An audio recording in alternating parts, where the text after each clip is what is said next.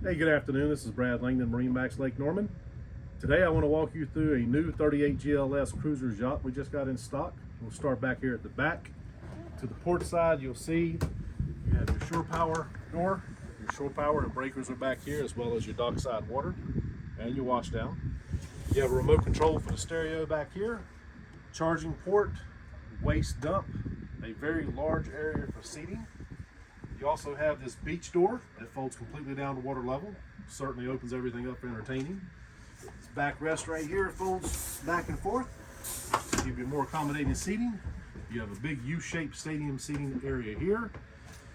You have a door, so if you have dogs, you can shut this up so the little puppies can't get out. Easy access engine hatch.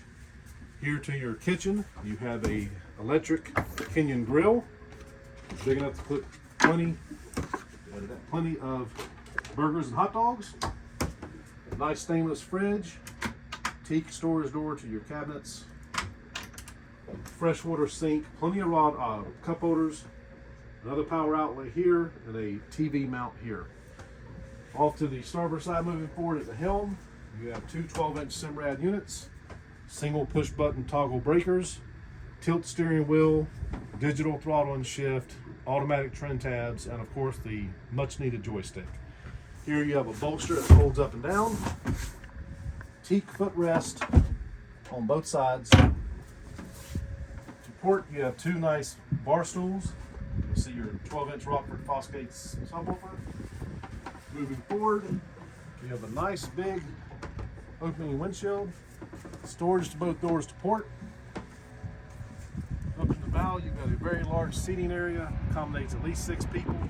Another remote control for the stereo, your windlass up and down buttons right here, anchor locker.